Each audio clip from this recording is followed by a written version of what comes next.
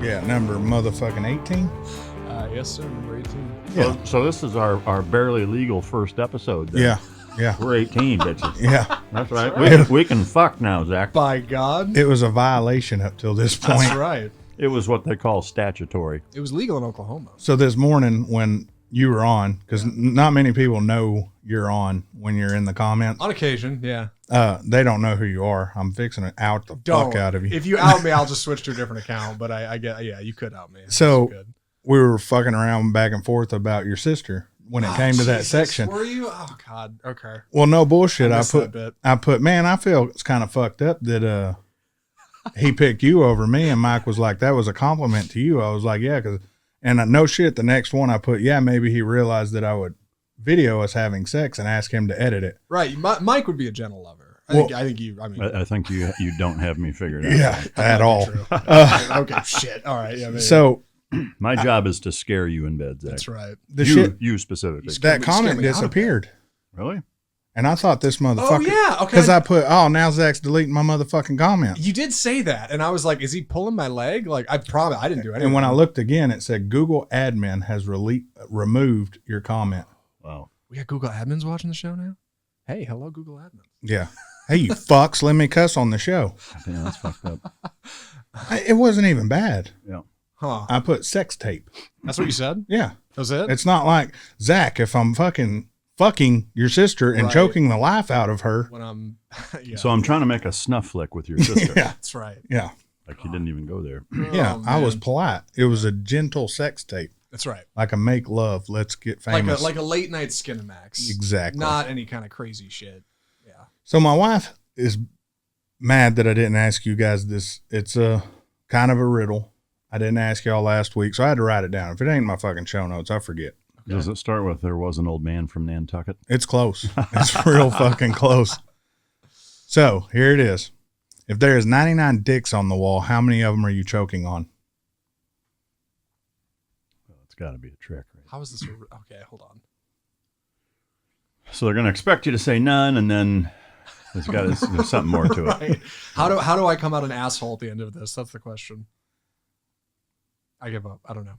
You got to have an answer. I would say probably zero. Jesus. There's no probably. Right. Yeah. Let me walk into this. Zero. Okay, so you're zero. Yep. What are you, zero? Can you say the question again? That's right. Exactly how it's supposed to be worded. If there is 99 dicks on a wall, how many are you choking on?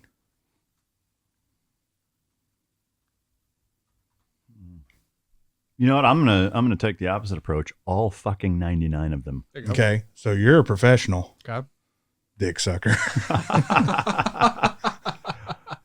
And I can't remember the answer for the 99, but it was another smart ass Right. fucking But answer. right. Okay. But I'm Because I answered, I was like, fucking none of them. Yeah. Yeah. So you got no gag reflex, huh, Yeah. buddy? That's right.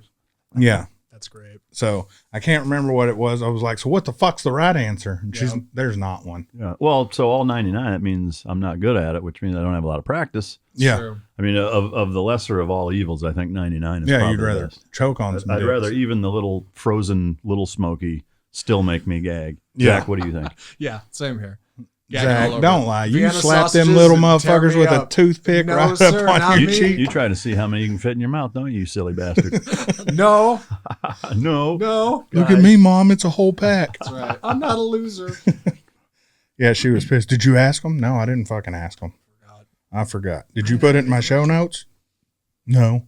Who's Rose? Fuck Rose. Who is Rose? You know, as I'm sitting here smelling my fingers, Oh, Jesus. there's one thing. I rubbed my nose and was like, God damn, it smells good. Yeah.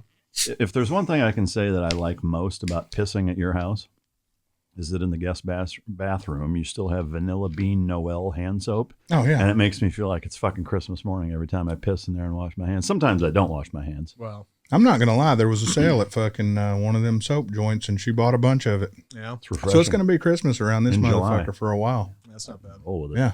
It's a good little refresher. The peppermint shit hurts.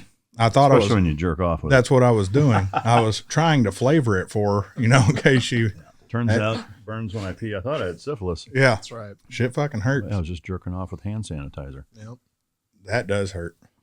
Shit said with alloy will make your skin soft. Yeah, after it burns. That's one of those things where I think, like, if you have to be told not to jerk off with hand sanitizer? Yeah. Zach, how many times? Never. You're lying. I thought about it. I took a second. I took a beat. All right, I didn't just say no. Then I would have been lying. I do remember, like when I first started jerking off, that I did try. I used shampoo in the shower once. Yeah, that's painful. I think most early teenage boys Everyone's make done that it. fucking mistake one fucking time. Yep. But did you learn from your mistake and then Oh, you yeah. didn't lube it all the next time? Then you wonder why your shit was raw? No, I've done that. I didn't do that. I switched to conditioner, and that did the trick. That's That's the the most move. awkward question to ask your fucking dad. Yeah. Why does it feel like I'm pissing razor blades right now? Mine was more like, Dad, I think my dick has scabs on it. That's right. Can you look at this real quick, Dad? Yeah. Pop. Does this look normal? Yeah. Does yours look like this, you fuck? Yeah. I'll go ask the guys at the training camp. That's right. Yeah. So Mm. good times. Growing Yeah. up is fun.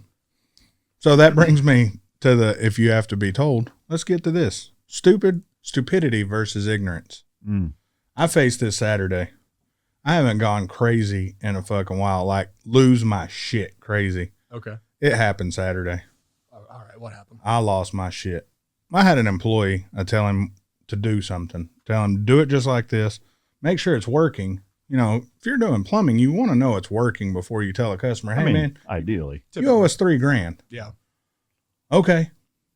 I get a call a couple hours later. Hey, this ain't working. Did you do this? No. So I read the motherfucker, the instructions that he has in front of him. Yeah. I'm doing it from my computer, reading it to him. Oh, yeah, I did it just like that. Okay, cool. 30 minutes goes by. Well, something's not working right. Okay, did you do the steps? Yeah, I did the steps. So I'm breaking it all down. And this happens from 9 a.m. to roughly 1, 2 o'clock. Off and on, off and on. Then he messaged me, hey, I'm done. On a Saturday? On a Saturday. Hey, I'm done. All right. Called the customer to collect. Okay, cool. Customer said he ain't going to fucking pay. What the fuck? What's up? Call the customer at that point. I'm pissed off. Yeah. My guy tells me he did everything he was supposed to do, right? Uh-huh. Customer's always right, goddammit. Yeah.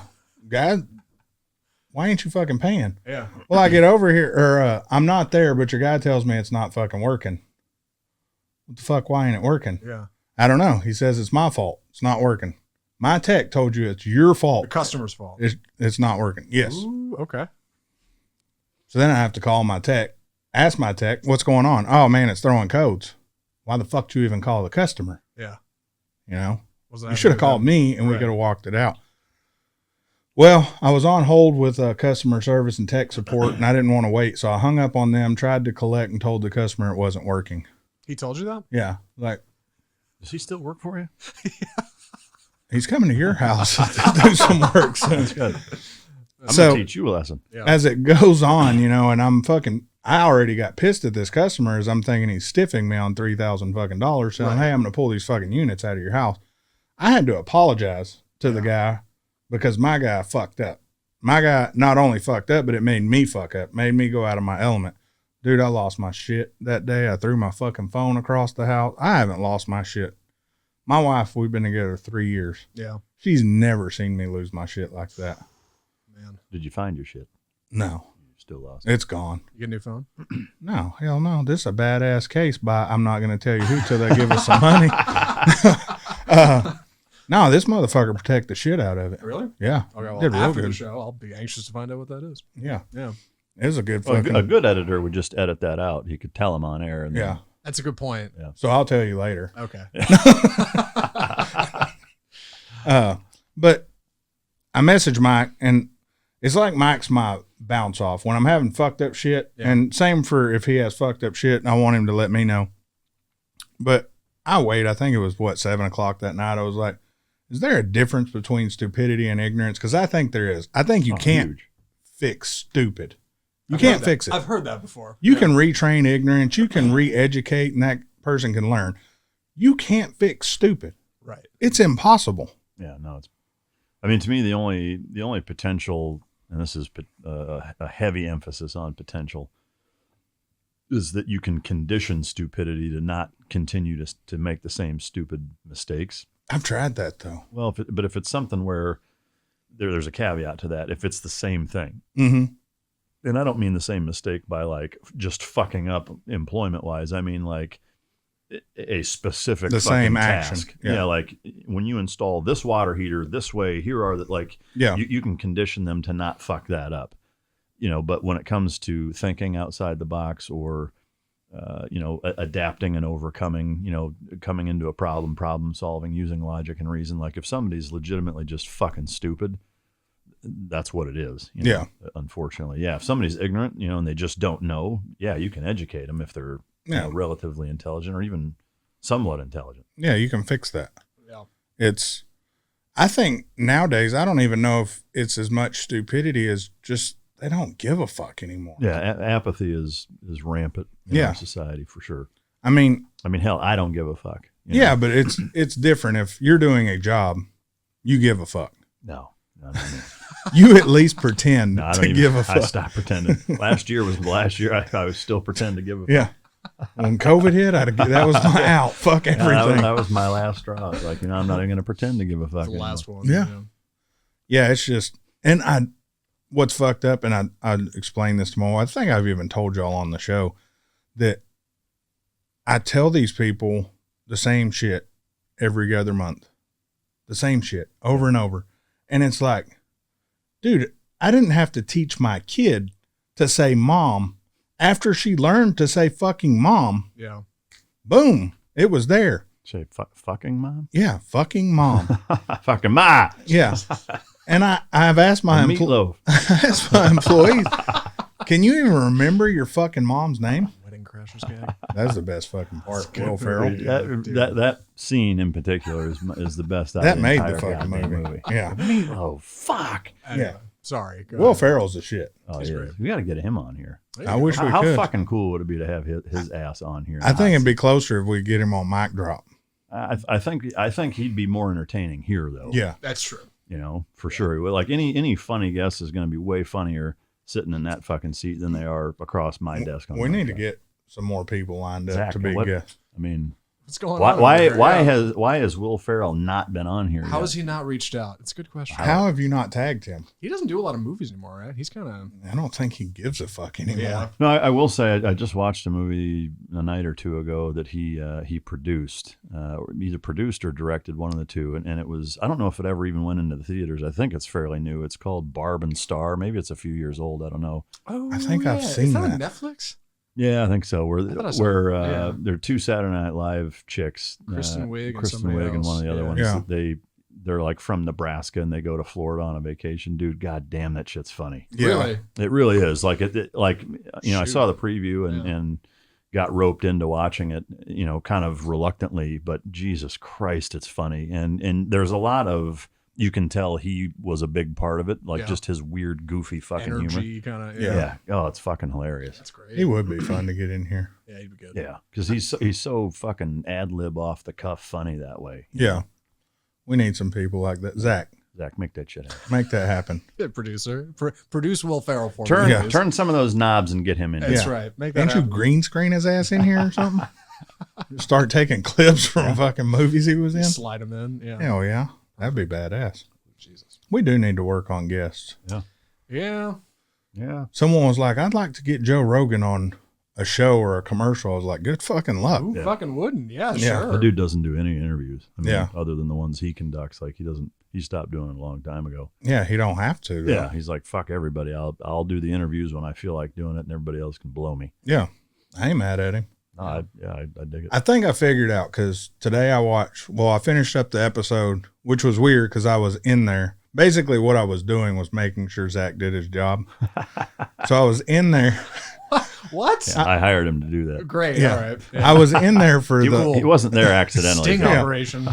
I watched your show being recorded, and watching him, it's actually pretty neat. I mean, it's fucking simple. I mean, we could train a couple Yeah, hamsters. nutless Whoa. fucking monkey. Oh, okay. All right, fellas. But I was watching your show, and then I watched our show, and a couple people, Mike had so and so, and people ask, "How's Mike in person versus?" And there is a difference from your show to this one. On this one, you're normal, how you are, but you're actually interviewing somebody and asking them questions. At the beginning of your show is Yeah. Well, you're doing normal shit. yeah. I mean, here's what I would say in regards to my personality, if you want to call it that. It's fucked. During the show, beyond it being fucked, which is a given. There's one thing that I will say that when a guest comes on the show, if there's one thing that I know for me personally, I cannot fucking stand is when I go on somebody else's show and they waste my fucking time. Yeah. And the fact that all of my interviews are in person, almost all of the guests are from out of town. So for them to take that time, like I take it serious. Now, my opinions, my personality, it's all the same shit, but there's at least a general direction and an outline. I research the guest. I put together an outline. I think of questions ahead of time. Like I try to give them at least that amount of respect. Yeah. But my personality is what it is. Like I don't change my opinion or not say something because I'm doing a show the same way I do here. Here it's just completely off the cuff without any, whatever. And I don't mind wasting Zach's fucking time. So. Yeah. Fuck that. Yeah. Yeah, over here it's different. We don't really script. I make some notes. I've asked Zach to make notes. He don't ever bring them up. I have, sir. Excuse me. That's a terrible.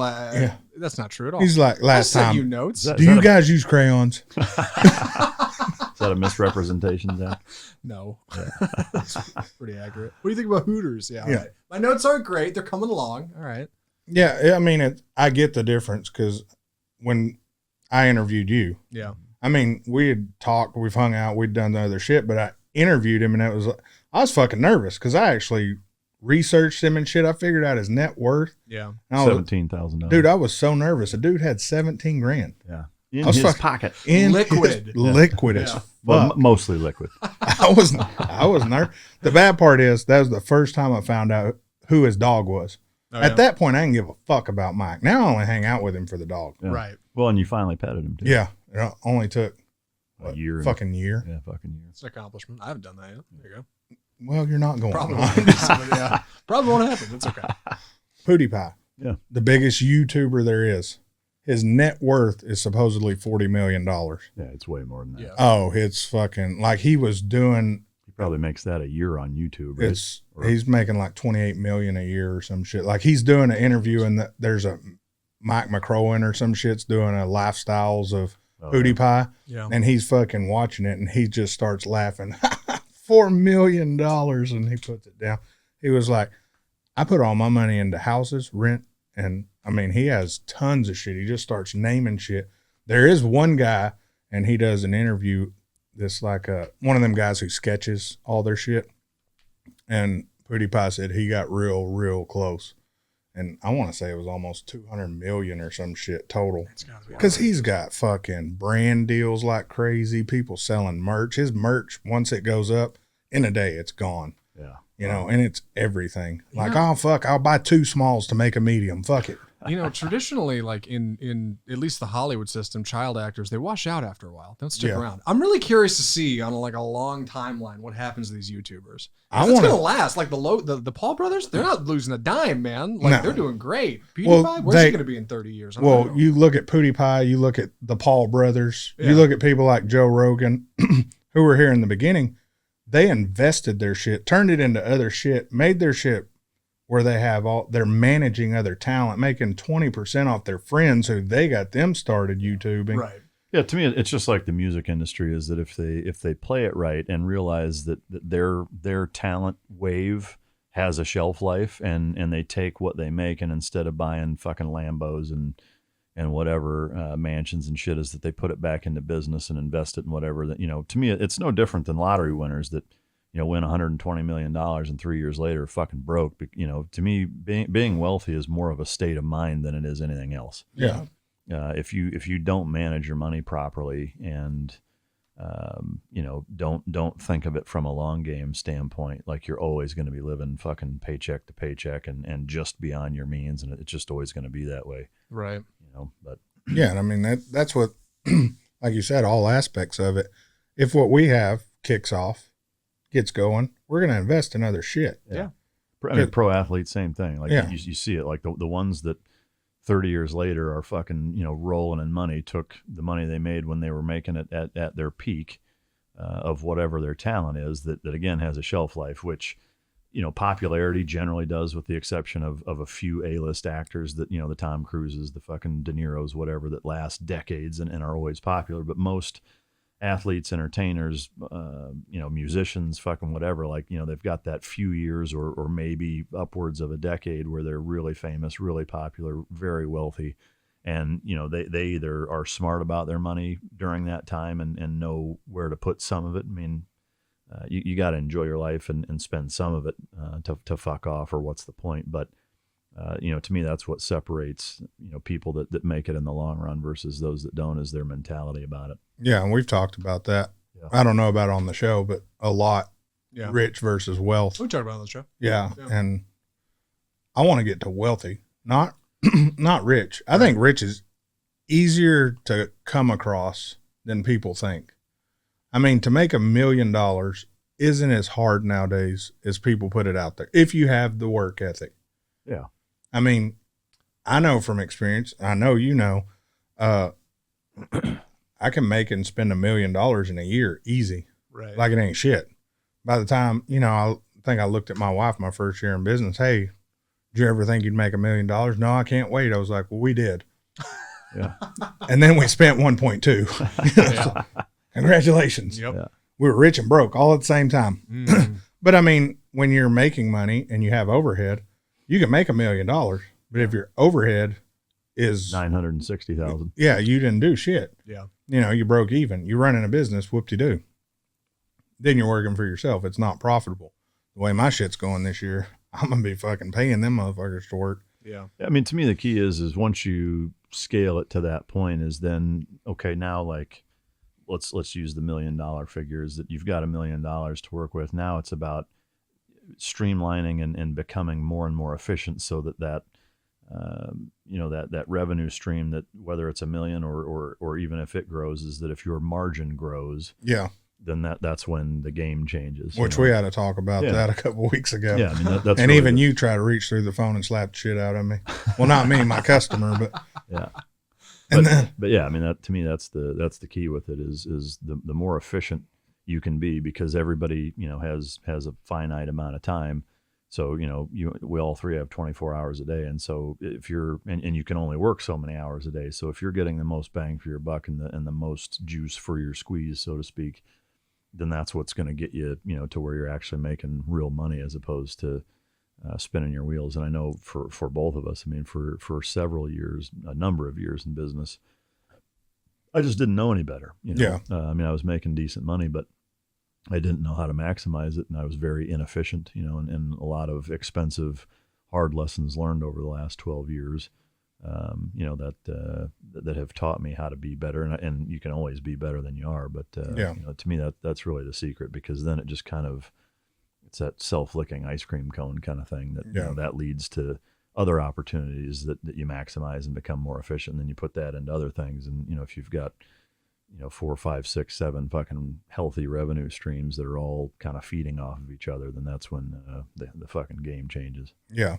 We've talked about that, diversifying wealth, shit like that. Yeah. We've had listeners, because I started a deal on YouTube, ask us a question and we'll answer it. People seem to like that shit.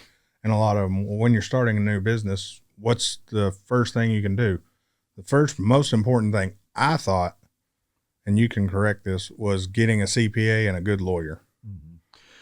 Yeah. I mean, I would say, taking a few steps back, is that first, the context with which that business is built is necessary to know and understand. Mm-hmm. I have a lot of people ask me similar kind of questions, like, hey, I want to start my own business. What advice do you have? And to me, like, again, without knowing the industry and all the dynamics of your situation, which in all reality don't really matter that much. I mean, the principles are kind of the principles, but to me, like, anybody that's got a job and doesn't want to work for somebody else and wants to start their own business, like, number one is figuring out what it is that you want to do. Once you've identified that, it's figuring out, okay, realistically, how big of a market share in terms of customer base is there? Is there 2,000 potential customers? Like, do I want to build a part that only goes in, 9,500 different pieces of equipment? Like, if that's the case, then you're probably not going to be successful. Like, there's got to be I would say at least several million potential customers, if not tens of millions, a very common product. Mm-hmm. From there, whatever job it is that you have that you fucking hate, do that and start your business as a side hustle and put every fucking spare dime you have from what you make, like streamline your shit to where you're penny pinching your ass off and take all of that spare cash and put it into your side hustle and work, as hard or harder during your side hustle job as you are at your real job until that grows to a point where now it can replace your normal job and then you transfer over that and do it full time. Yeah. To me, like, most people aren't, I don't give a fuck what your idea is. There's a million good ideas, or there's a million people that think they have good ideas, and there's a lot of investors out there. There's a lot of sharks, using the Shark Tank reference.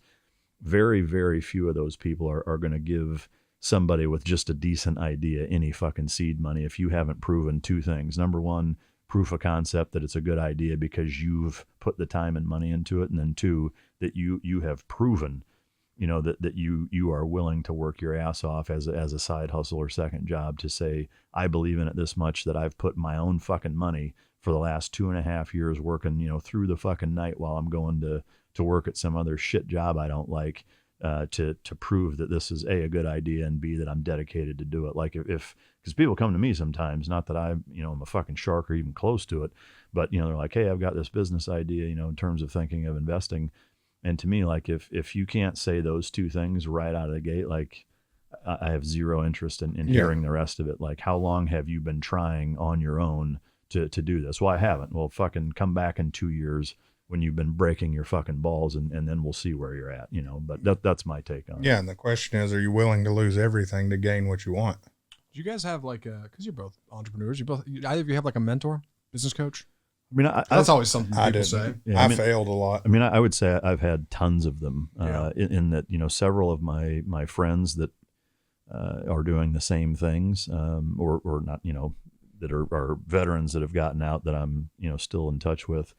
There's a lot of veterans in the spec ops community that are pretty good entrepreneurs. And I think that the one common theme that exists within special operations community members and good entrepreneurs is just tenacity. Yeah. That's really it, is that, to become a Green Beret, a Ranger, a SEAL, a fucking PJ, whatever, like you got to be a tenacious, never give up, no matter how fucking shitty it gets, to be able to make it through that. And frankly, I've sold a lot of dogs over the last 12 years to some really, really fucking successful people who have also, in a lot of ways, in a ton of ways, been really, really good business mentors to me. And I'll get into that in a minute. But in looking at and identifying similarities and a pattern that exists between all of the guys that I know that made it through training and have transitioned out into successful entrepreneurship, as well as the incredibly successful business folks that I've sold dogs to over the last decade plus, that one common denominator, irrespective of fucking industry, background, nationality, fucking age, whatever, that's the one common denominator with all of them, is that they just never fucking give up. Yeah. No matter how shitty it gets, they don't sit around and think, well, I'm fucked. Well, this sucks. Well, now what am I going to, like, it's okay. Well, that's a hurdle. Now I need to go over it, around it, through it, under it, whatever the fuck I need to do. Like, that's what they're focused on, not how shitty what just happened to them is. Even if their business partner fucked them over, took everything that they own, like, they don't sit there. How can I fuck this guy back? How can I sue it? Like, cut your fucking losses and move on. Like, that's the one common thing.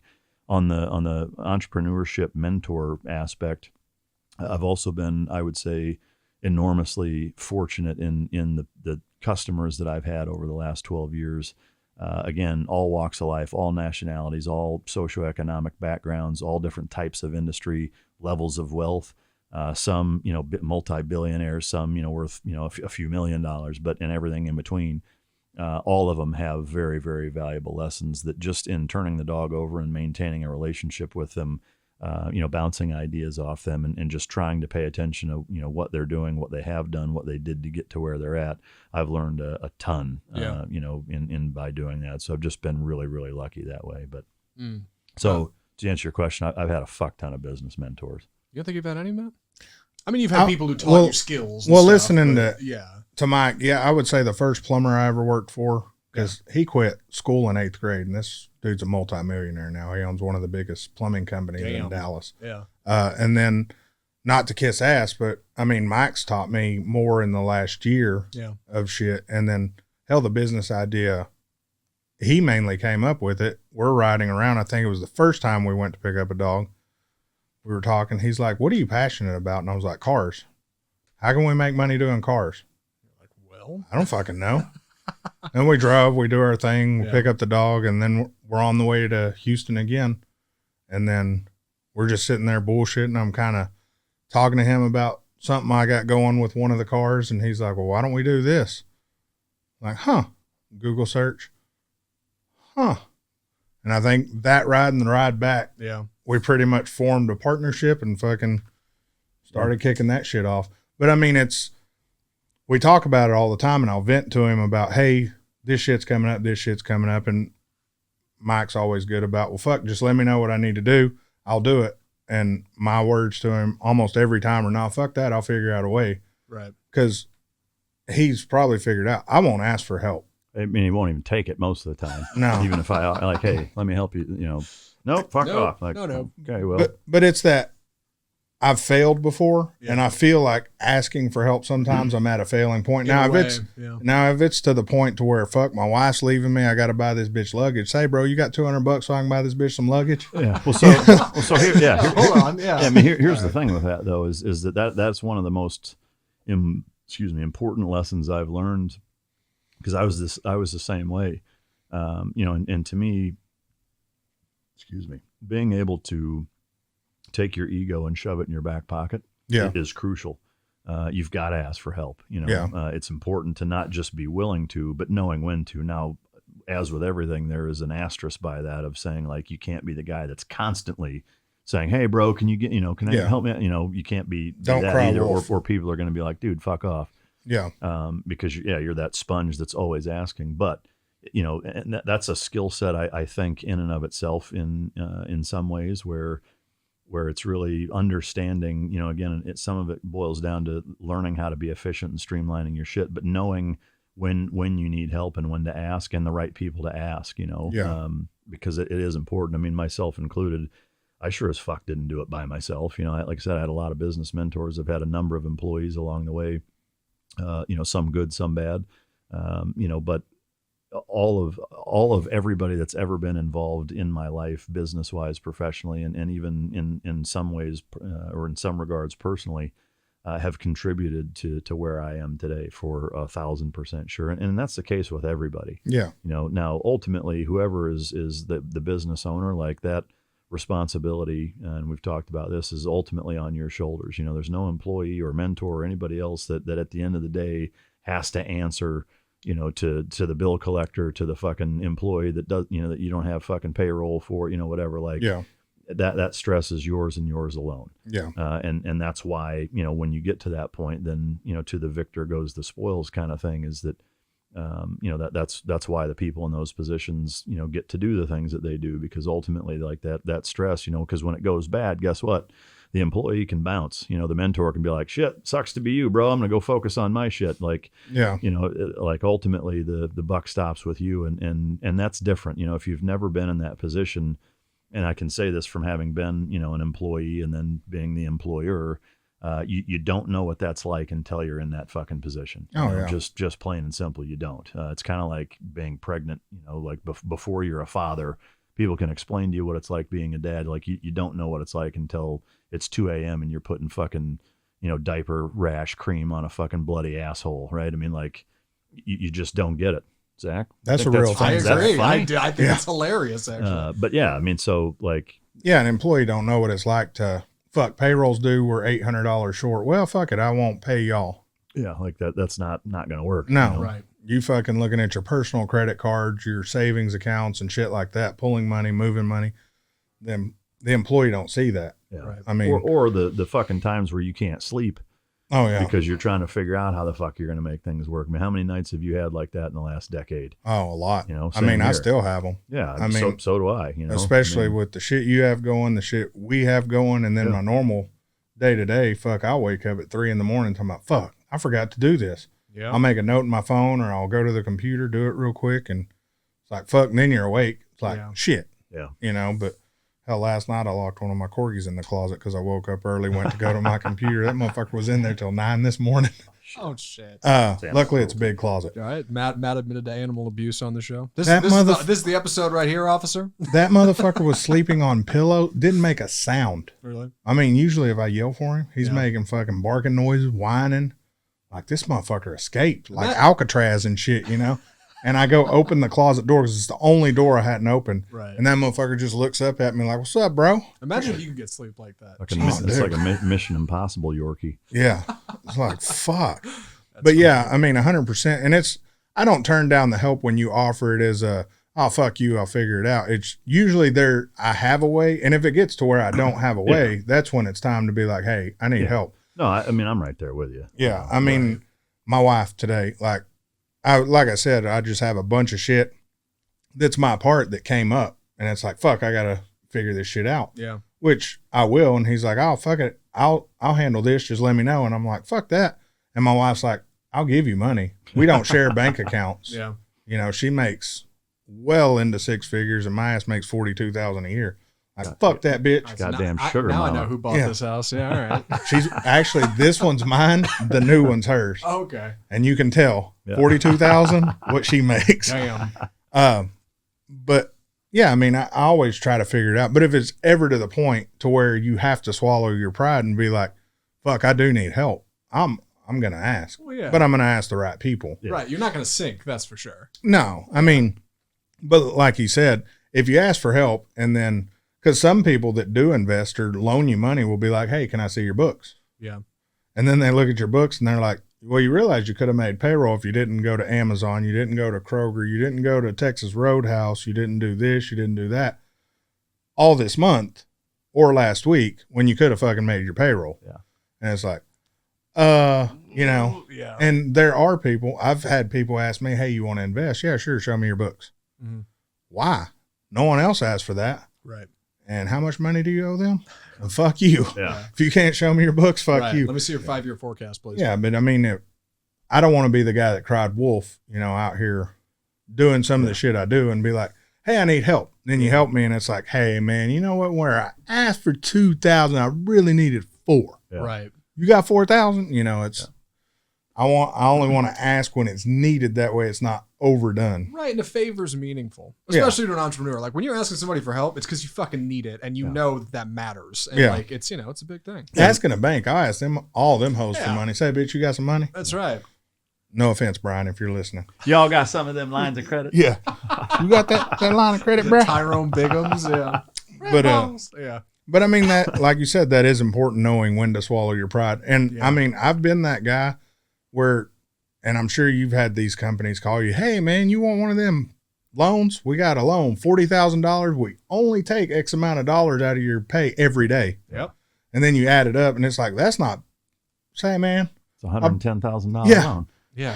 How are you going to triple your money off me right. in 6 months? Yeah. You know, and but I've done it, you know, and then if you sit there and you add it up, it's like, fuck, I only needed $5,000. I took $40,000 and then I paid them back 80. Yeah.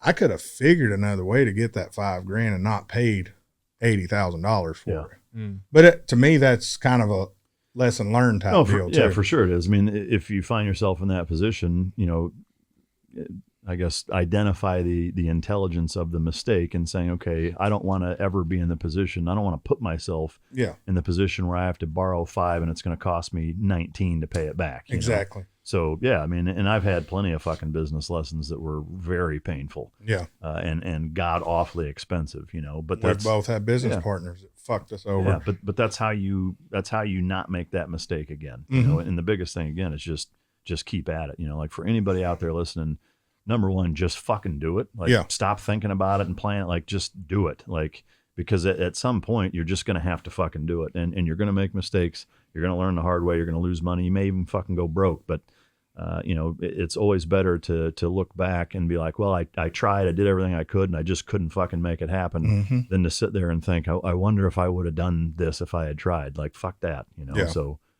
I tell people that all the time. I'm going to start a business in 2 years. Yeah. Why the fuck are you waiting? Do it now. Well, I want to do what I'm doing now, but I want to do it for myself. Yeah. So what are you doing Saturday and Sunday when you're off work? I got bowling team. Yeah. Yeah. I got to go do this. Right. No, motherfucker. Yeah. Work. Fucking football's on, man. Yeah. Well, stop watching it. I mean, I take breaks, but for the most part, I would say I probably work 80 hours a week. Yeah. I would guess, which if you add up the hours in a week, that's not a lot. I should actually be doing more. Yeah. You know? Sure. But you got to take breaks. You got to sleep. Sleep's important. Try to get you 4 to 6 hours of sleep. And I say 4 to 6 hours because once you start your business, you'll be lucky to get 4 for a while. No, I mean, try to get fucking 7, honestly. But, but good luck. You know?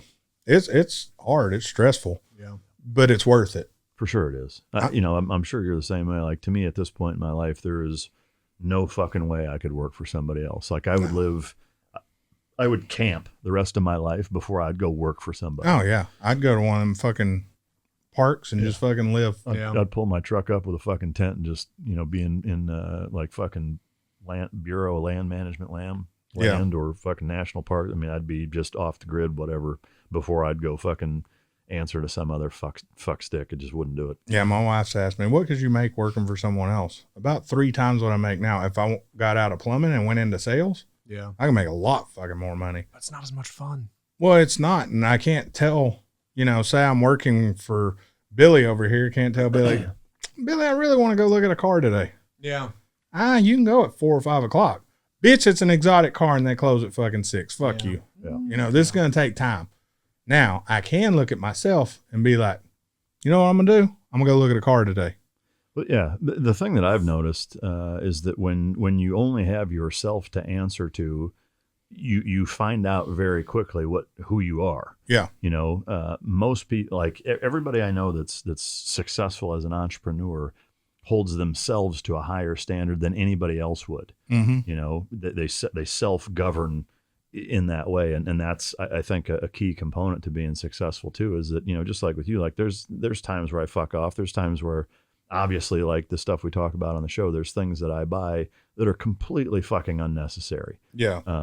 But never to the detriment of my business, never to the detriment of my own financial wealth and financial freedom, to where it puts me in a position to where I can't continue to do the things that I have planned to do, or do the things that I'm currently doing. And that is important. Like that's another thing. Like once you start becoming successful and things start to fire on all cylinders, don't get that, holy shit, like I got, 6 figures in the bank, I'm going to go buy this. Like, I've said it a million fucking times. There's a big difference between being able to buy something and being able to afford it, know? And so again, do the little victories to keep your motivation high, but don't let it derail you and end up, fucking yourself over. And it's not easy to start, right? Like everything we do is built into everybody being part of a bigger system, right? Oh, yeah. Everybody's supposed to go, well, most people are supposed to feel like they're supposed to go be an employee. It is hard to lean into the helter-skelter of your life and go, I'm quitting my job. I'm doing something new. That is very hard mentally, financially. But if you can do it, if you can persevere and you can get through it, like you find yourself on the other side of it, realizing like, oh man, this is way better than it was. But you gotta get there. That sucks. Yeah, I mean, like I said, to me, the way you accomplish that is have your job, figure out what it is that you want to do, and then prove to yourself that you're dedicated enough to that. Because to me, like if you can't do that, or I should say won't do that, because it's not about can or can't. If you won't do that, you've got no business being an entrepreneur, because once the side hustle becomes the main gig, at that point, like you're going to have to put that amount of time into it to continue growing it. So, like if you take I punch in at 9 and I'm done at 5 and fuck, I just, the rest of that time I leave work at work, like that doesn't work, if you own your own business. So to me, like it does 2 things. One, it gives you the financial stability to actually try it without completely burning all of your fucking bridges and boats. Yep. 2 is that it conditions you to work in a manner in which you're going to have to work like that if you want to fucking succeed in doing it, So then once you do transition, it's not doing anything different. Like you're still putting the same amount of time in. you're still working your ass off. It's just now like that's your full gig, and you can dedicate all of your time to it, which is going to help it grow even faster. Yeah, I think people don't do that because they get this pie in the sky idea of like, oh, it's gonna be like Elon Musk. I won't have to go to an office and I just do my own thing. It's like, no, it's not that way, man. It just isn't. Well, and you hear that we do fuck off, but at the same token, if Mike calls me at noon, hey, you want to go look at a car? Yeah, fuck it. Yeah, we go look at a car. We're gone from noon to 4. When I get home, I'm not going to be like, oh, fuck it, what's for dinner, blah, blah, blah. I'm going back to work from 4 to whatever, and I got to make up, or, I got to make up those hours. But yeah, I can do whatever I want, but I also have to make up for doing whatever the fuck I want. You did that when you came out to my truck the other day. You're like, man, I got to go. I was like, what's up? You're like, I got to go put in 2 water heaters. I'm going to be up till 10 p.m. Yeah. I was like, really? Fuck yeah, dude. The work doesn't stop just because I'm doing other shit. Yeah. Like, oh, it's Thanksgiving? Yeah, tough shit. Like, here's what's going on. Yeah. Like, big time. Oh, it's Christmas morning? Yeah, too fucking bad. Like, it requires a mental discipline element that frankly most people just don't fucking have. Yeah. They just don't. I mean, and that's why most people are somebody's employee and not business owners. It does take a special thing. But I mean, it was a Tony Robbins podcast turned into how long have we been going? I don't know, but that was a viewer's question, and I hope you like your fucking answer. You fuck stick. Yeah. In short, yes. Yeah. What he said. So I do want to ask, we'll go to cars for a minute. All right. Oh, one thing before we go too far into cars, because I think the cars is going to take a minute, and then we'll get more into questions on the next recording. Your past on social media, to me, I think it's total bullshit. A lot of people nowadays say you post something, you're a public figure, but you're becoming more of a public figure every day. Well, you post a joke, and I don't know what a friendly thing to put out there that could be a joke now, because we'll get canceled for saying the wrong fucking shit. But you post a joke, and it's a funny fucking joke for 2005. The Office, for instance, a lot of the shit on there, we've talked about it before. Shit you see on Happy Days, you couldn't fucking see anymore. Yeah. Like, so, and even like they're taking some shows and shit off Netflix. I mean, Dukes of Hazzard, right? That got fucking taken off of. Yeah, it's fucking stupid. Yeah. I was looking through my social media the other day, and it was something. I was going through, and I made a list of going to a car show, people I'm going to throat punch the shit out of, and I posted it, and I put one on there, this fag so-and-so. Now, keep in mind, that post was fucking 6 or 8 years ago. Sure. That was an acceptable term then. Do I still say it? I don't mean it in the way a lot of people take offense to it. That's the thing about slang. People can say shit, but when they see it in a picture, it's like, oh, fuck this dude, let's ruin his life, and it's cancel culture. Same with Dr. Seuss. Fuck, we grew up on that shit. How you going to cancel that because of, I learned a lot. I don't like green eggs and ham. To me, your past on social media isn't your presence or your future. Does it point out a lot? Now, with that said, there are some serial killers and other fucked up people. Yeah, you can judge a lot by what they're doing, but they're putting cats and shit they're catching on fire. Yeah, that motherfucker needs Jesus. Right. But a post of, for instance, the Bachelor people, my wife was telling me, one of them got in trouble. She went to a party. She didn't even really know what it was. It's a party. Basically, it was a racist party. But these kids didn't realize what it was. Something about like a cotton party or some shit. It's basically, they didn't know what it was. They knew the theme, but they didn't realize it was from the old slave days. Okay. And it was the wives that threw these parties and used everything that their slaves made as a celebration of their slaves. I can't remember the name of the party. I feel like I saw something about this. It's like everybody shows up wearing like, Fruit of the Loom and like cotton. Yeah. The whole gag is, we're all wearing all cotton clothes for the party or something. And that. But they don't know. They're doing it as it's a college fucking deal. Right. They don't give 2 fucks about what this actual theme is. Mm-hmm. They're going to do it so they can go get drunk as fuck off a keg. Yep. Now, fast forward 5 or 10 years, and now this chick's on The Bachelor, and her whole fucking life is ruined because she went to a party and didn't realize what the fuck it meant. Yeah. And to make it worse, she's a white girl who's on a Bachelor with a black guy. And spoiler alert, he picks her, you stupid fucks. Is he really? Yeah. Good for him. Yeah, but he ends up breaking up with her because she's racist. because of this post. Sure. So the dude, Chris Harris, which is, shout out, he's from here, Dallas. He goes on to an interview talking, and the interviewer asks, hey, what do you think about this party, blah, blah, blah. This is a musician from a few months ago now, I think. Yeah. Right? Yeah, I remember him. And he says, I don't find her past shouldn't define her now. He was asked to step down as the host of All Bachelor stuff over that. And it's like, hold on. He didn't do anything fucking wrong. He's the face of your fucking show. So to combat him not defending racism, they go get a black guy to come host from now on. It's like, this makes no fucking sense. So if us as white people, and I'm not trying to make this a racist show at all, no, but let's equal the playing field. Okay. I want to play basketball.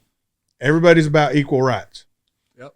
How come there is not 15% white people playing on the court basketball? Right? Yeah. Is there? I mean, I don't know what the numbers are. It's 8%. Yeah, for sure. It's lopsided as But fuck. they're not starters. There's 8% in NBA. Right. That's not 8% on the court. That's not 8% on the court. Yeah. Oh, but they're pros and they're playing. Yeah. I think, the one thing that I think of in all of this cancel culture shit, whether it's racial or otherwise, just, people that consider something insensitive or offensive or whatever, is that, if you look back, history generally speaking, and you can pinpoint times in our, not our nation's history, but in our global history as a people.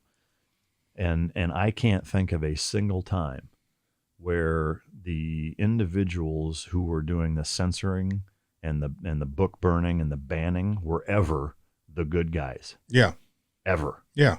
Like every instance where there was a group of people that were large enough to censor people and ban people and cancel people and burn books and all of that shit, it was always, every single fucking example, it was always used to control a population and ultimately oppress the fuck out of them. Yeah. And, to bordering on, not even bordering, absolutely genocide in a number of fucking instances. So, to me, like, for the people out there that think that that's good and that they're doing something from a social justice standpoint, I think it's important that everybody looks in the mirror and thinks of that. Think, be on the right side of fucking history, in my opinion, and let people fucking live their goddamn lives. Yeah. At the end of the day, every person, I don't care who you are right now, maybe that dude who was on your show last time, maybe not, but every person looks in the mirror, they've done something fucked up that they regret.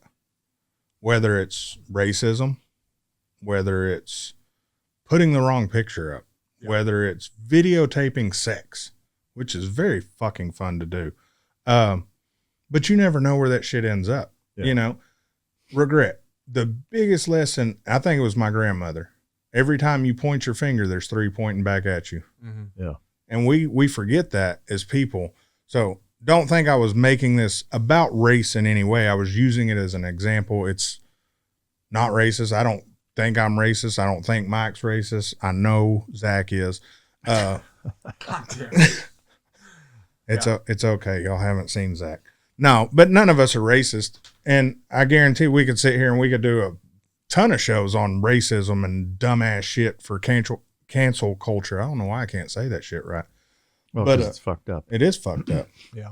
But at the end of the day, the shit needs to stop. Check yourself before you fucking sitting there fucking, hey, Dr. Seuss, come the fuck on, man. What, are we going to get rid of the Grinch? Yeah, Mr. Potato Head's gone. I mean, come on. Yeah. I think I've asked you guys about this before. The internet, as we understand it, for society, net positive or net negative? I think net negative. Yeah. I think it might have made us worse. I think it's incredible. I think it's too much. Yeah, I would say at this point it's probably tip the scale. I think we're into starting where to tip in a it's negative. too Yeah, bad. this shit is getting worse. Think about it. When you used to go out with your friends, your buddies, they had these, but they couldn't do what they do now, a cell phone. Yeah. Now, you go out with your buddy, you go to a strip club, for instance. Yep. You're both fucked up drunk. Yep. Your buddy hits record, the stripper happens to kiss you or you kiss the stripper back. What the fuck ever. Yep. At the end of the day, you didn't really do shit. Is it cheating? Yeah, I guess it's borderline. But back in the day, you're like, say, bro, let's not talk about this. I fucked up. What happens in Vegas? But your buddy has this on his phone. Yeah. 6 months from now, you tell your buddy, hey, bro, you're a piece of shit. Go fuck yourself. Oh, yeah? Watch this. And he sends that shit to your wife, your girlfriend, or whatever. So, yeah, I think there's actually a law. I don't know if it's state by state or whatever called. I think it's called the revenge porn law or something like that. I feel like I've heard about this. Where it's actually now technically illegal to do that. Yeah, it's like a misdemeanor, right? Or some shit. No, I think it's actually a felony. Is it really? I think so, yeah. Well, like if, you know, like if somebody, because it's essentially blackmail or it is. It borders on that in that, like, hey, I know you were fucking so-and-so or whatever, you know. Yeah, I mean, like there's a statute that exists that is a felony to send, you know, evidence of whatever, you know, to people like that. It's a good tool. It ought to be called mind your own fucking business law. Yeah. Yeah. It's a great tool to have, not to blackmail your buddies, take pictures, or tag your friend when you're in the fucking wrong place. I mean, that'd be like, hey, we're all on diets. We fucking go on a trip. Let's go to McDonald's. You know what? I hadn't checked in all day. Let me check us in at McDonald's. Yeah. While our wives are eating fucking salad and fucking being perfectly fine. These motherfuckers. That's not a good friend. That's a fucking horrible friend. Right. But back in the day, you didn't do shit like that. You didn't have that. I call it bitch tendencies. Yeah. You didn't fucking do that. I thought you said bitch titties for a minute. Bitch titties. Like you had me at bitch titties. Yeah. But I mean, your friend did something. You had his back. Yes. Okay, we're not friends anymore. Fuck him. I'm going to tell everything. Fuck that. Who cares? I don't even like that motherfucker no more. Why do I need his memories? Yeah, he wasn't your friend if that's the case. But. Yeah, fuck that him. Guy. But on a lighter note. I want to ask you, I want to bring up two things. One, the Challenger ECU is unlocked. Now?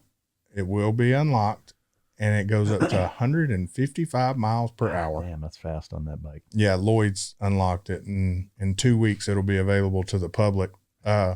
Maybe it's 3 weeks. In 2 weeks, they're doing a bike, Sturgis is coming up. Yeah. And they have August, but they're doing some bike week thing coming up next week, and they have a tent there. And anybody with an Indian that comes, they're going to pop out their ECUs and do them for a fee, of course. Yeah, but awesome. After that, they're going to have a way to do it for us. And it's not a piggyback. You have to take your PCV off, and then you're good. 155 miles an hour. Dude, that's legit. And he has cams coming out in 4 months, but you want stage 2 or stage 1 at least. And if you do stage 2 after you do the tune, you're going to have to redo the tune, but I think it's free. It was on that. What does it go up to, the limiter? 108? Yeah, 108, 110. I stopped like 120. Mike Scout Bobber, 122-ish. Well, hey, if you're getting another 40 and change out of that, that's pretty good. It's not nothing. Well, that's fast on that bike too, you know. Like on which one? Well, either of them. It's fucking scary on the Bobber. Yeah. I'm not going to lie. Because no, I mean, I've been on it enough to like the speed, you feel the speed quite a bit more. It's on different than you do in the Challenger. Yeah, I mean, it's a naked bike, right? Yeah, so you're getting blasted in the face. It's way lighter. Yeah. Zach, you know about getting blasted in the face. Blasted? Yeah, you bet I do. If you've been to college. Yeah, I have. Yeah, when Clint told me, I think it's 122. Well, of course, on the way home, I'm like, no fucking way. Yeah. Oh, I'll be damned. Yeah. It's 122. That is such a fun bike to ride around town, man. That's what my part 2 was. How are you liking the Scout Bobber? Because it's been 2 weeks now? Almost 2 weeks. Well, no, because you. I mean, it was the podcast where you drove it home. I've only had it not even a week. Yeah, not even a week. Thursday it'll be a week, so I haven't had it long. I've been out on it probably 4 or 5 times, mostly all short trips. But yeah, for the around town riding, just hopping on it quick and running an errand or whatever, it's fucking awesome. Really, really fun. I'm surprised at from a technology standpoint, handling wise, how the Challenger feels like a big heavy bike. It is, Yeah. And I get the engine is mounted to the frame in that, but it's still such a big heavy bike. With that mounting system being in the Bobber and it being so much lower, and a little over half as heavy, it has that same feeling. The best way that I can describe it, I'm sure there's a fucking technical term that one of you assholes can correct me on, but it feels like a gyroscope, basically feeling when you're steering the same way a sport bike does, where it feels like there's a physical force and reaction to when you lean and steer that stiffens everything up. Yeah. Whereas the Challenger feels kind of wobbly almost and fucking willy-nilly that way. The Challenger used the handlebars. Yeah. The Scout, you don't. You use more lean. Yeah, it's kind of pushing the fucking handlebars in the opposite direction, similarly to a sport bike. And like I'm still having to get used to how nimble it is by comparison. It feels a lot like jumping on a fucking sport bike by comparison. Yeah. Not a bike I would want to ride like out of town or for a couple hours, like a Sunday cruise where I'm going all over Dallas or whatever, but for just jumping on and like running over here, going to town, or just, spending 30, 40 minutes riding around fucking off. It's an amazingly fun bike. That fucker's loud. God damn, it's loud. That motherfucker is it's loud. really fucking loud. It sounds fucking badass. Yeah. But no, the gyroscope, I think, is the perfect way to, there probably is a fucking bullshit technical term for it, but when I rode it, it was badass. I'd like to ride the new Chief coming out. That's the Chief Bobber. I don't think it's much bigger than the Scout Bobber, but it has the bigger engine in it. Zach was the chief bobber in his fraternity. That's a good one. Yeah, all right. I'll take that. Yeah. My nickname was Chief Bobber. Of course it was. That's good. Oh, this bike does look good. Oh, shit. Yeah. Chief Bobber looks slick. The new one? Yeah. Indian makes a hell of a bike. And with mine going down, I'm on a Challenger forum. That's how I seen the Lloyd's crap. And I was in there talking, and one guy, his speakers were doing the same shit mine were. And I said, hey, dude, you might want to take it in. Mine had a recall, if it's 2021, on the handlebar wiring, and then my fuel pump went out. And he said, how quick? And I get some kid in there because I put HD or DH for Dark Horse, and the kid starts talking shit, and come to find out, this is just a fucking troll. But you learn a lot on that fucking those pages. But that's one of the things, the internet being net negative ultimately. But some of those things, like there's so many things you learn, especially YouTube how-to videos like that shit. I mean, it's changed the world. I can't wait for these fuckers to see the new video. We're gonna launch that Monday. All right. Yeah. You like it? I fucking loved it. Good. Yeah. When I sent it to them, she messaged me back, I'm not that Karen. That's awesome. I made sure. Yeah. That's good shit. That's good stuff. Yeah. That would have been my luck. You'd have put up a fucking picture of a Karen, and it would have just happened to be her fucking when you Google Karen. It'll be out by the time this episode comes out. Yeah. But okay. Go back and watch it, bitch. It was out last Monday. Custom Dynamics Indian lighting. Yeah. Yeah. It sounded very pilot-like. Yeah. Well, I was up working on it, so yeah. Fucking Zach. Yeah, the Scout Bobber, though, Indian makes a damn good product. Yeah. What I was going to say, I fucking totally got off topic. When mine went in, they couldn't do the cams because of the recalls. Yeah. But they had no bitches about doing the recalls. I was watching on the forums, another dude took his in for cams, and it had 3,000 miles on it or something. They're like, hey, bro, your clutch is slipping. He's like, fuck, how much is that? He said, Indian went ahead and gave you some new ones because they think that's way too fast. Huh. And the dude honestly said, dude, I was learning how to ride on that bike. I probably burnt those fuckers up. Yeah. Damn. But they were like, no, don't worry about it. I was like, that's a good company. Yeah, that's a damn good company. Yeah.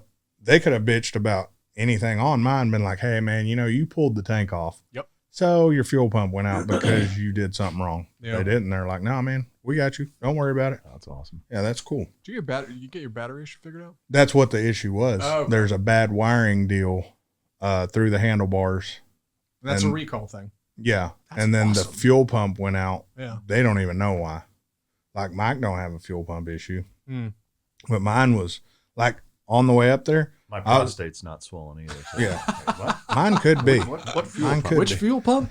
Mine died at 60 miles an hour. I don't think I told you that. Did it really? Yeah. Oh, And then Is that when the screen was shutting off? Yeah. Oh. But this was on the way to take it to get the cams. And on the way up there, every time I stopped, it just shut off. And it was the fuel pump. So I was having to just fucking ram the throttle to get it up there. Finally, I fucking went off some fucking little side deal and took that bitch off road and got up there. Yeah. They were laughing like a motherfucker. Why is this thing covered in mud? Yeah, don't worry about it. Yeah. You got to hose. Fix the fuel pump. Shut the fuck up. But, yeah, good Yeah. time. Yeah. I'll support the shit out of Indian. Yeah, if they're going to ship parts that aren't quite effective all the time. At least they're going to replace them for nothing and apologize for it. You're like, hey man, yeah, okay, that's not so bad. A little goodwill. Yeah. Yeah. So, and my speaker covers finally came in. Fucking A. I gotta see those. It's all coming together. Yeah. Bike will look damn near finished when I get it back. So now the part You've all been waiting for. I've been kind of dreading it, honestly. Oh, yeah. So I drove Mike's R8 last night. Well, so a backstory is that I've had it, put a few tanks of gas through it, got the tuning bugs figured out, just like my other car that we still haven't announced yet. Yeah, fuck them. But I wanted him to drive it alone and really fucking stretch the legs and give it the honest, like, hey, review it, type of thing. Yeah. Just because I'm curious. Like I trust and value his opinion on cars, complicitly. So I wanted to do that. So I was at an event and I said, hey, it's parked right here. If you want to come grab it, go fucking drive it around for a little while, see what you think, and give me your feedback. Just again, because I know what I think of it, but I'd like to know what he thinks, and so that's what we did. Funny thing is, before I forget this part, I'm bringing the car back and I see this dude walking with a bag. I'm like, what a fucking douche. What a dumbass. It was Mike. It was me. Well, I went to the fucking gas station down the street, and I was like, he left me the key to his RSQ8, but I was like, I'm not driving fucking 600 yards. Right. So yeah, it's like, what a my fat ass, and this is why he's more in shape than me, because I would have drove. Give it a little gas.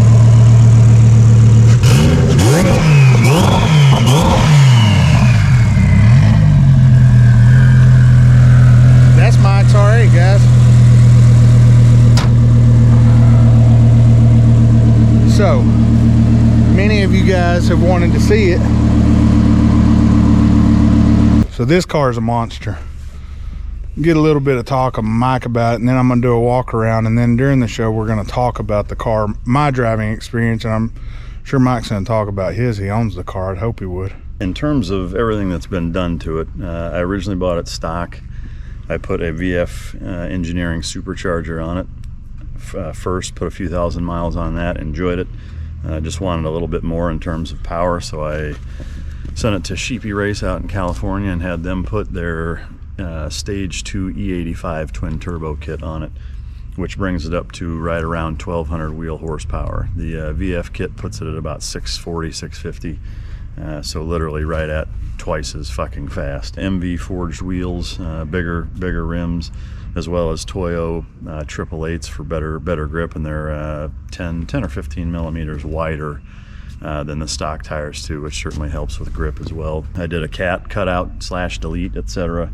Nothing by way of exhaust other than what comes stock and just cutting the cat out.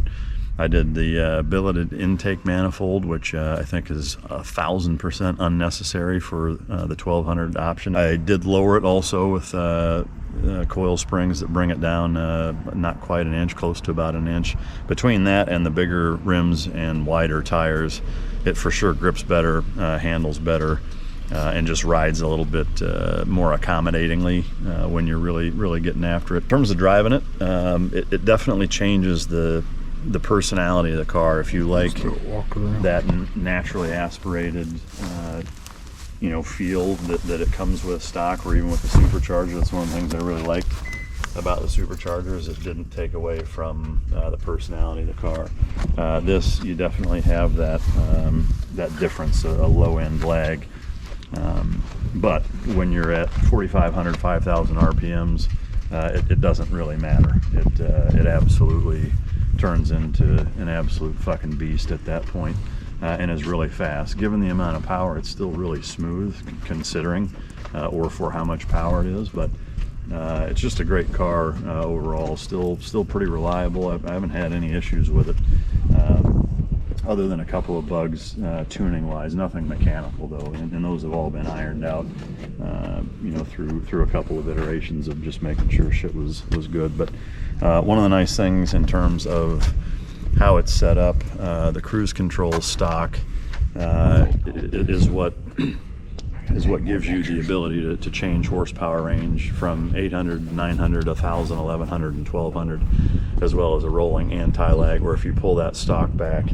while you are driving, and then you mash on the gas. It's like launch control, but while you're driving. So that comes in real handy for roll racing and things like that. If you're doing, say, 50 miles an hour and put it down into third gear and get up to 5,000 RPMs or so, you pull that stock back, mash on the gas, hold for about 3 seconds, and then let the stock go, and it just launches hard as fuck while you're driving. So it's it's a pretty neat experience if you haven't done that. But overall, it's a beast of a car.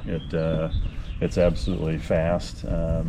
Handling wise and things, does it compare to some of the other nicer handling cars, the 911s, Ferraris? No, it doesn't. Stock, it doesn't. It handles a little better with what they've done to it, but it still does not handle or drive like those cars. So I let Matt drive it last night. We're going to talk about it on the show today, and we just wanted to give you kind of a peek at what it is, what it looks like, and what all's in there. So how about that? Yeah, fuck off. Fuck off. So we'll go with pros, and this is going to be kind of conflicting, and I'll caveat a lot of this shit on the back end of this, because I got to the restaurant right around the corner, and before I forgot this stuff, I started writing it down. Okay. So we'll go over the pros. The car is fast as fuck. It is the fastest car I've ever driven. Seriously. And that's saying something. I've drove some fast fucking cars. Yeah. I was going to ask what map it was in, but I know how to change it all, so I figured it out, and I went through all the maps. Okay. I didn't, and I'll say this, I didn't drive the car 100% like I would my own, just for the simple fact I find that to be disrespectful.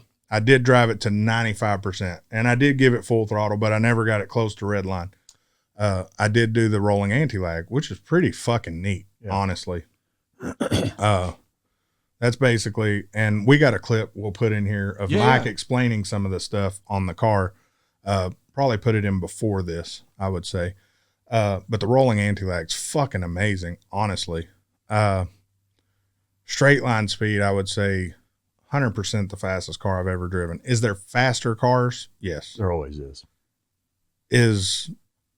I would say the BMW, I'd still like to see the BMW bike against that car. I mean, anybody that can ride a bike well, it's gonna fucking beat it. Yeah, I think it will, but God damn. But it'll that'd be the closest fucking thing that thing's ever raced. It's not gonna get punked out by it. That's for sure. Like a BMW bike isn't gonna walk away from it. No, it ain't gonna. That thing's fucking mean. Yeah. Handling. He's lowered the car. Straight line, I would say the handling is fucking way better. The ride quality is way better, which I didn't even put down here. The ride quality to me feels better than it did stock. I don't think I took it over 140, but in 140 in mine, it just felt like it was almost floating. Yeah. In my old R8. We went over 140, and as a passenger, I never felt that. I never felt the floating feeling. So as a driver, you'd have to fill me in, because I got to 132. I did a couple pulls. No, stock suspension, wheels, etc. with the supercharger. I mean, the fastest I ever had, it was like 170 maybe, and it was fucking white knuckled, two hands, like goddamn, like it felt unstable. You know? Like I know it'll go 200. I wouldn't want to do 200 in its stock. That's for goddamn sure. But yeah, 100% agree. It handles much more competently. With the lower and the bigger tires. Yeah. Now here's where I'm gonna get into some weird stuff, because the pros, we all know an R8. I love the look of an R8. I love the body. I love the interior. I'm not gonna get into a full review of a full R8, because go back and listen to some other shows, assholes. Cons. First gear and manual almost feels like a real manual. Like you almost want a clutch in that motherfucker so you can feather in and out, to me, but I'm not used to the car. So I was just starting in second. Yeah. Because it was real jumpy. The one thing I'll say, I don't know if you went down to 800 or not, and in first gear, it's for sure smoother. I mean, the higher horsepower, as it would stand to reason, it's torquier and jerkier. But it's trying to just go. Yeah. I wouldn't say it's the car's fault. It's just a lot to have in that car. Probably, I didn't put it in automatic. does it still drive okay in automatic? It drives completely different. When you put it in automatic, it shifts at like 2,100 RPM. So you're doing 35 miles an hour in seventh gear in automatic. It's weird. But the one thing I will say about that is agreed. Like it's still, even, having put a few tanks of gas through it and kind of learned the car a little better, very much so like the first couple times, at least for me, when I drove the Challenger coming from a sport bike, it was that way. Like I had to figure the throttle out. It's largely that way. Like I can drive it a lot smoother now than I could when I first did it. Yeah. But it's still jerkier than I would like in that regard. But I think, just with that amount of power, that's one of the trade-offs that's going to come with it no matter what. It was an easy fix. I just started in second, which isn't bad. I mean, anybody who drives a manual knows you can do that. Steering in corners, this is where it's going to be kind of contradicting a little bit because the car's better, but it's heavy, if that makes sense. Yeah. And I'm going to say this probably because of my Ferrari is why a lot of this stuff's going to come out. If I would have never drove a Ferrari, I would say that probably wouldn't have even entered my mind. Yeah.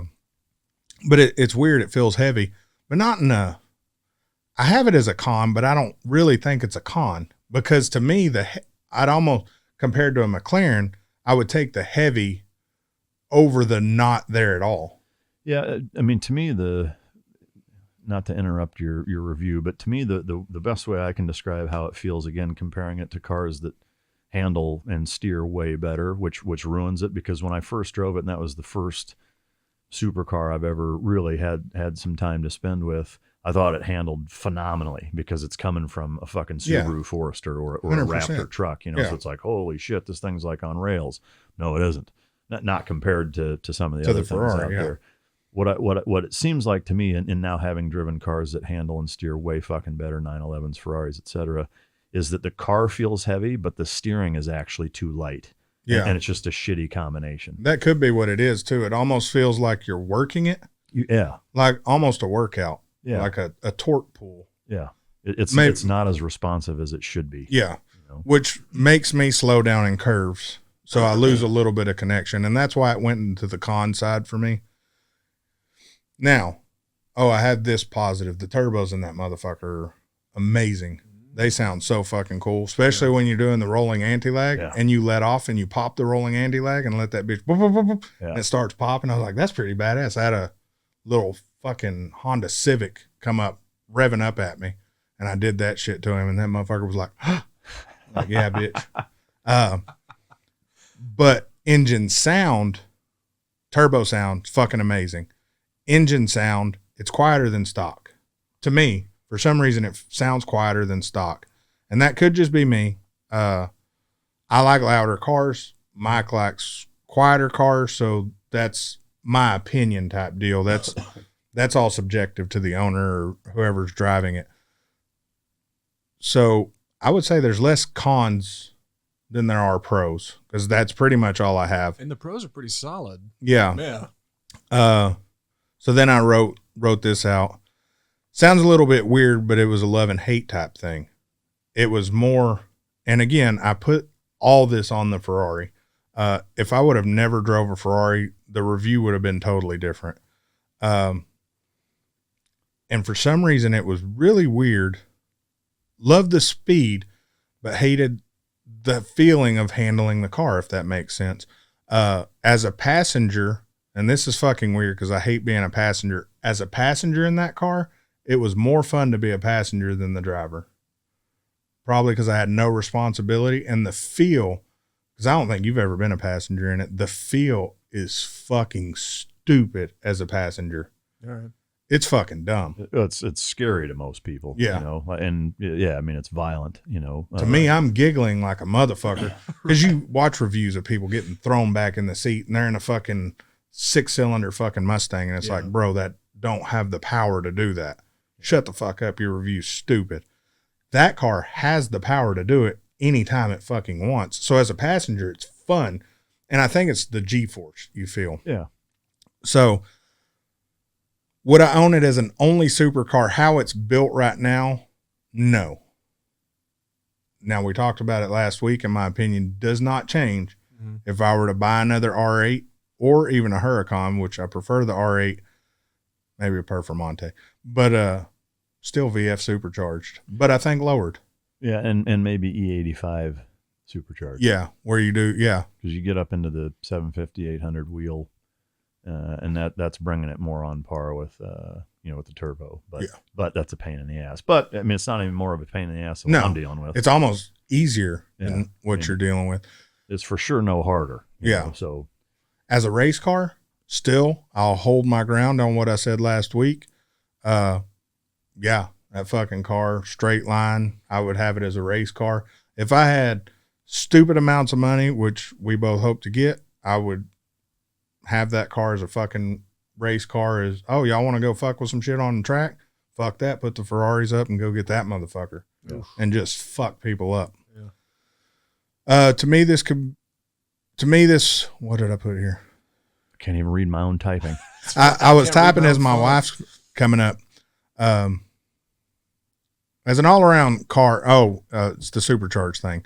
I'm trying to read ahead. But as a supercharger, it was just a better all-around car. And that's stoplight to highway. Yeah. Highway speed, that fucking car's just stupid. It's, as it sits right now, that is the most fun on the fucking highway car. Yeah. Again, with a caveat, my 488 and the thing you have. The thing. Should fucking name it that now. You bringing the thing? It's a good name. Driving it felt stronger. Yeah. It's weird. Yeah. There's having driven both of them now enough to be able to have an opinion on it, I guess. There are times where the thing feels every fucking bit as fast as the R8, and all of the time it feels so much more connected to the road that it just blows it out of the water in terms of a driving experience. Yeah. Similarly, like, to have it as an only car, no, I wouldn't. Like, I would not. If I have to say I've got one fucking car to have, that's not going to be the one that I have. Yeah. Not to take anything away from it, it's an amazing fucking car. But I would also say, I'll caveat it the same way, is that if I didn't have the experiences with some of the other cars that have such a more connected feeling to the road, I would think way higher of it. Oh yeah, 100%. But to me, like, that's what life's all about, is fucking trying new things and figuring out what you like. But experiences. Yeah, but one of the things that does piss me off about it, and this doesn't have anything to do with the twin turbo build, it's the car itself, is that the fake vents on it.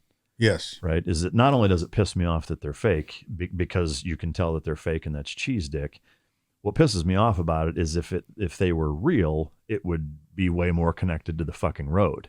The downforce. Right. The arrow would be there. Yeah. I mean, if just the couple little vents that they have that are fake were real, it would increase the amount of pleasure in terms of driving experience on that car by a noticeable margin. Yeah. And I think it's really fucking stupid and kind of a travesty that it's not, like, because it looks like they're there and they're not. I mean, to me, that's like double criminal. Yeah. So it's one thing if they're just not there, but to make it look like, I mean, it's like on the Audi SQ5, there's this fake exhaust. Yeah. Like, are you fucking like, why? Why would you do that? 100%.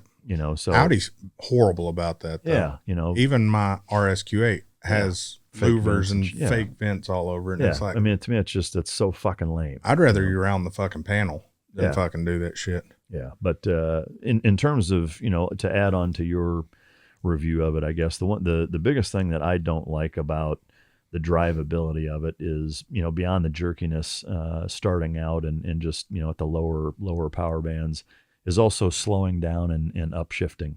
Yeah. Or I'm sorry, downshifting.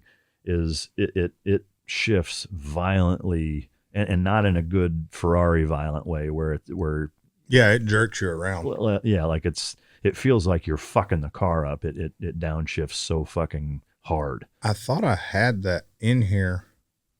I mean, that's the thing. Like if you're in manual and you're above, I'd say 4,200 RPMs, and you just take your foot off the gas, it's like I had transit slowdowns and stops is weird. Yeah, it's just it's clunky. Yeah, but not in like a piece of shit clunky, like in a put it in the wrong gear, like it just fucking like the the front end just nose dives. It reminds me of a non-DCT car.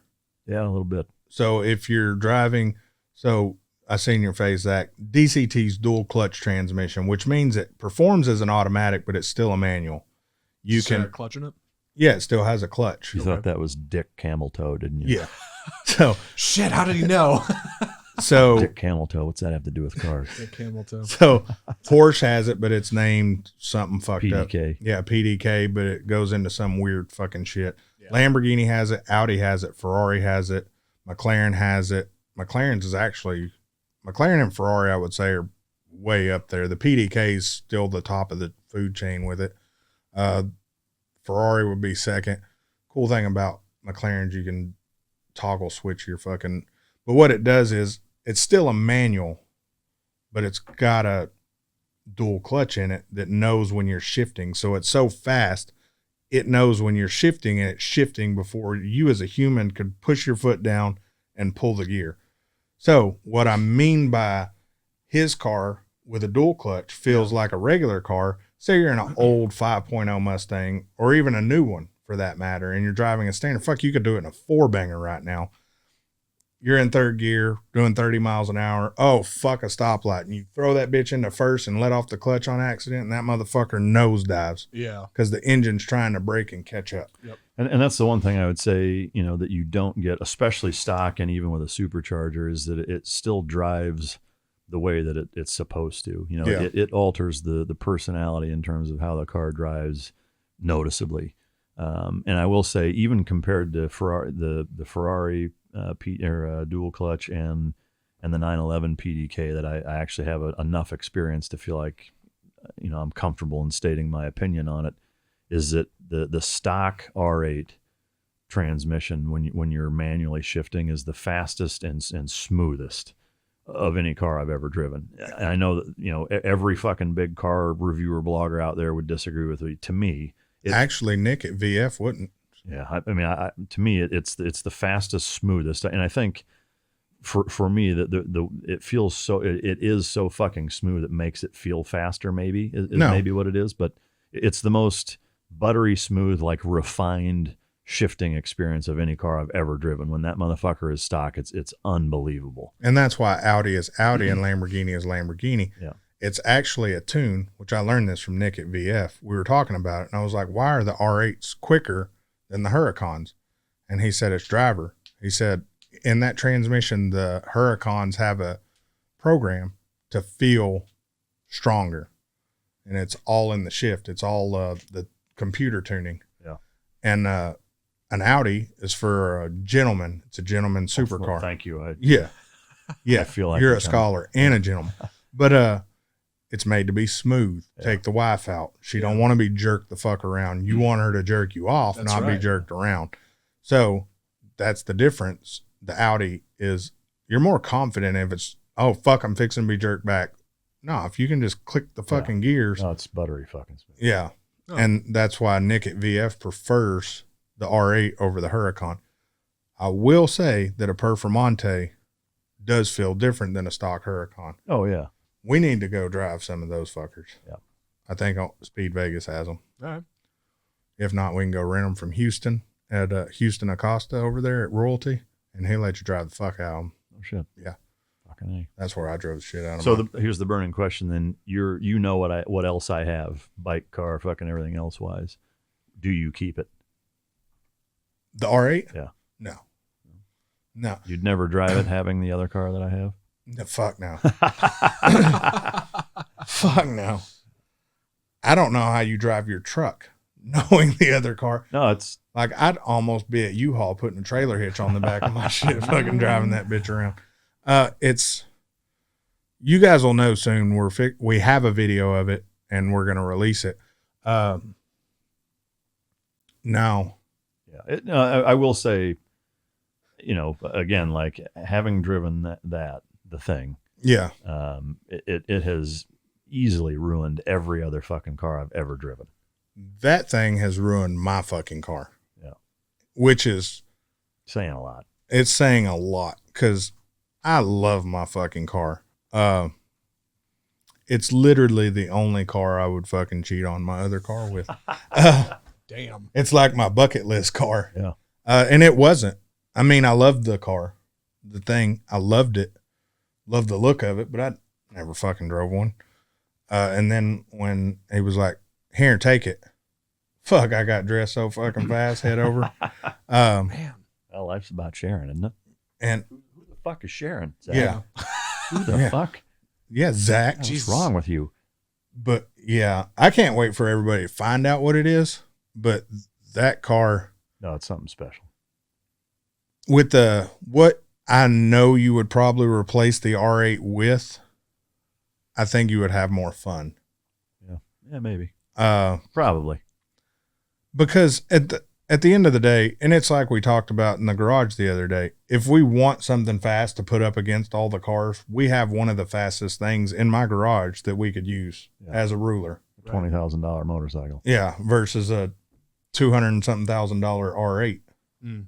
So, and we may just keep that fucking bike just to fuck around.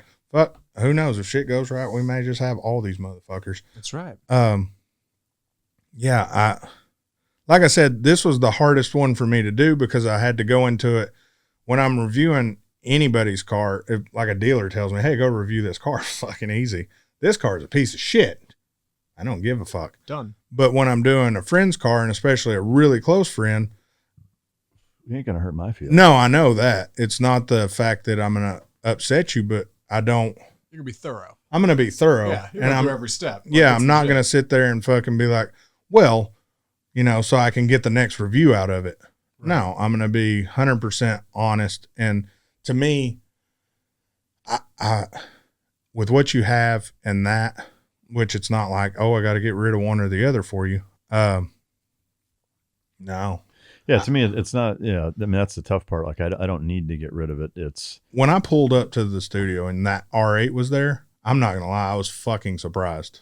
oh yeah. I was like, Well, it what was the fuck? Yeah, it was. There's a reason behind that. It's because there was still a bug in the fucking Oh, the transmission in the shit. tuning, and so I was driving it to see if it was still going to do it, and it did it, and I'm glad I did because I took it from there to the shop, and he fucking fixed That's it. gone now, right? Yeah, 100% gone. Yeah, because I didn't notice any issues like that. The deal with it was at 400 foot-pound of torque, it was cutting power. There was a limiter on it, basically, to where once it hit 400, it cut it and didn't allow it to exceed 400, which in that car feels like you're cutting the nuts off of a bull. Like it's like it ramps up and then it just poof, and just Yeah. cuts out, and you're like, what the fuck was that? You know, but again, it was a 5-second fucking tweak on a computer being hooked up, and now it's where it needs to be. But What I would love to do one day, because after driving years and dollar for dollar, you can get a 458 Ferrari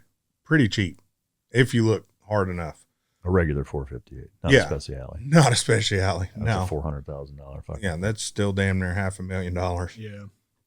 Like, I think it's still up there with a Pista, isn't it? Yeah.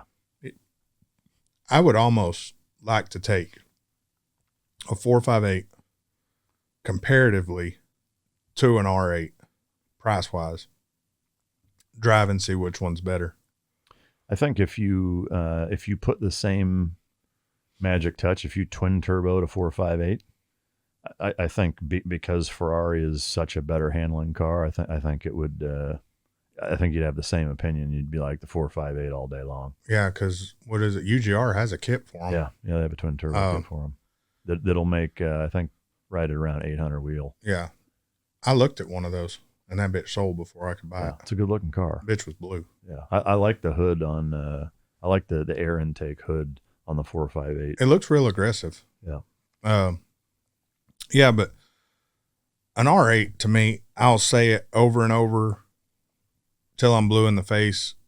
An R8 is still the everyday first supercar. I would say go get this. If you're not looking for attention and you want an all-around car that's going to last you can beat the shit out of It's it. the Glock 19 of the supercar world. 100%. Yeah. I mean, it's a tool and you can use it.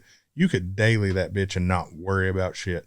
Maintenance, drive the fuck out of it. Plenty of room, plenty of bonnet, trunk, whatever the fuck you want to call it, space. behind seat space, comfortability. It's there. Yeah. But from what you have to this, hell no, I wouldn't keep that car. Still love the car though. I mean, it was hard to be subjective with the car because you have to take out the fact of what the fuck we drive now. Well, yeah, and I think it's funny in that, over the last couple of years of being fortunate enough to be able to drive, to own a few different really nice cars and drive a shitload and ride in a bunch and really understand the nuance between them and the personality and what they bring.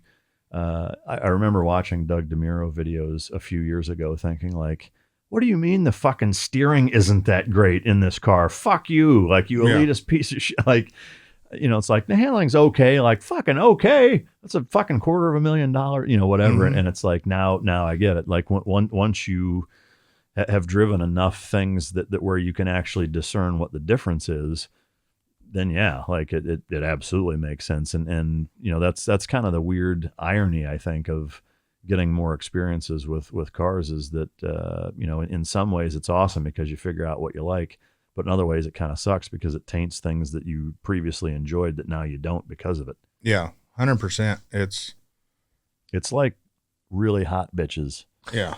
Really it's like you thought she was good until you fucked her, and then now... I'll say it time and time again. Nobody takes care of a dick like a fat chick. What do you think, Zach? I agree. They never know when they're going to see it again. Is that true, Zach? But yeah, for the review of the car, still a great car. I'd still recommend don't go drive a Ferrari and then drive any fucking thing else. An R8, well, I take that back. Yeah. Experience of knowing how to drive a Ferrari, and just going and driving a Ferrari are two different fucking things. I still want a GT4 though, a 718 GT4. Yeah, but I want it for fucking. I want to drive the new 992 GT3 RS when it comes out. See, they haven't even showed that one yet. That's the GT3 Touring. The one we keep seeing? Yeah. I'd drive the fuck out that car. The 2 and 3 RS, I can't wait to see what they come up with. That may. If they may not even come out with it. I don't know. But if shit goes the way we're thinking it, we may have one of those bitches around. Yeah. Zach, that'd be Zach's how daily. Are you on cleaning cars? These people, listen, supercars, great. Listen, Linda. My piece of shit car could care less. Up there with a Q-tip? Yeah. Hey, man. Pay me by the hour. I'll clean it with Q-tip. I know some crazy people. One of them's name was Q-tip. Hey, you charge the same amount, same amount per hour to clean cars as you do edit? No. Less? Probably. How much per hour? I don't know.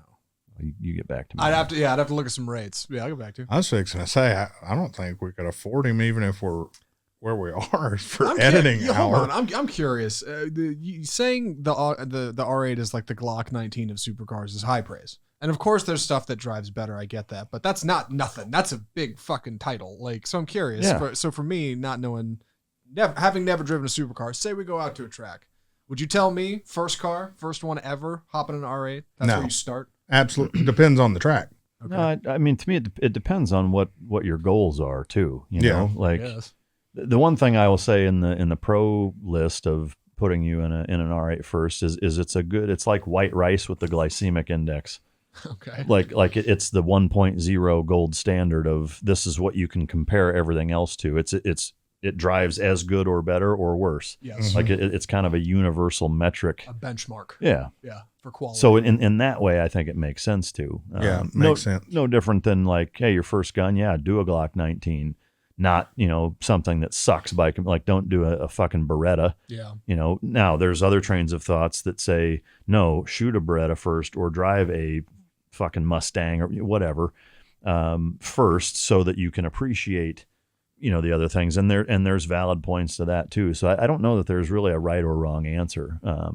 But the beauty would be I'm in the market for, and this is how my banker got me set up. I'm in the market and I want a Lamborghini. He said, go drive one. You're going to Vegas. Go rent one. My dumb ass rents a Performante, something I couldn't fucking afford at the time. Yeah. Fell in love with the car.